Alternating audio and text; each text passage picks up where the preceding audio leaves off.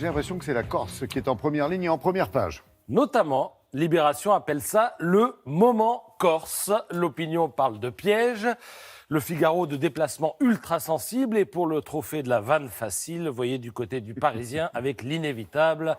Ça se corse pour Macron. Alors moi, après avoir vu tout ça ce matin, j'étais parti pour vous parler de la Corse. D'autant qu'il y a pas mal à dire à propos de l'indépendantiste Talamoni et de l'autonomiste Simeoni qui appellent à un dialogue sans préalable et passent leur temps à énoncer des préalables, ce que traduit parfaitement CAC en quelques coups de crayon. Regardez, nous voulons un statut fiscal spécifique, mais vous ne payez pas d'impôts, dit Macron. Justement, ça ne vous coûtera rien.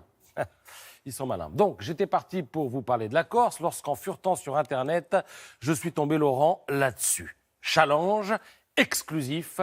Conforama serait placé sous... Et là, je me dis, il y a du gros. Conforama placé sous quoi? Sous redressement, sous cloche, sous la table, sous le niveau de la mer.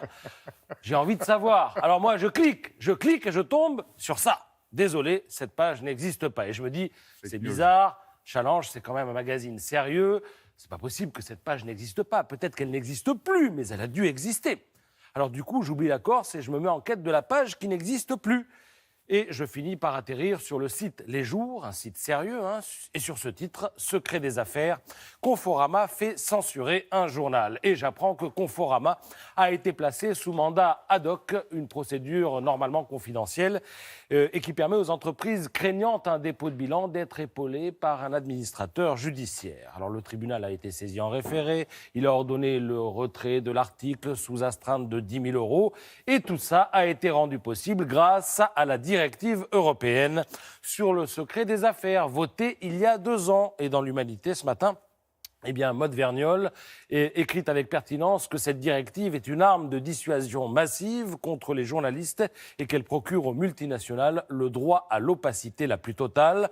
10 000 € d'astreinte par infraction constatée, face à une telle menace financière, qui acceptera encore de prendre des risques, demande l'éditorialiste. Et on rejoint là le combat mené par Élise Lucet depuis quelques mois pour qu'on puisse informer sans que les entreprises nous mettent à la figure cette directive européenne. Alors, je ne sais pas si on est dans le secret des affaires là, mais si c'est le cas, je peux vous dire que ça va leur coûter bonbon à l'équipe. Regardez la une, les salaires de la Ligue 1, ça va bien se vendre.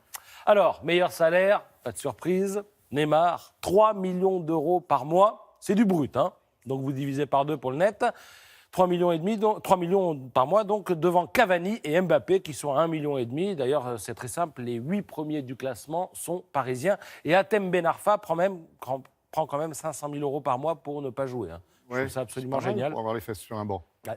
Alors à Marseille, les mieux payés sont Dimitri Payet et Luis Gustavo, 500 000 €. À Monaco, Radamel Falcao émarge à 750 000 €. Et à Lyon, Mariano Diaz et Memphis Depay sont devant Nabil Fekir avec 350 000 €. Alors c'est un passionnant classement où l'on voit que les salaires font un peu le grand écart. Au PSG, la moyenne c'est 750 000 €. À Amiens, la moyenne c'est 15 000 € avec un vétéran de 34 ans qui touche 2 800 € par mois, plus les primes.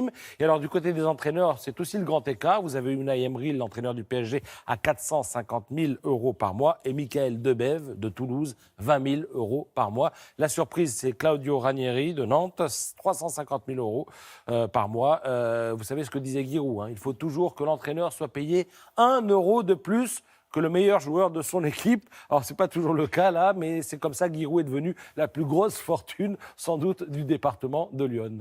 Il y a de la revendication dans l'air. Merci, Patrice.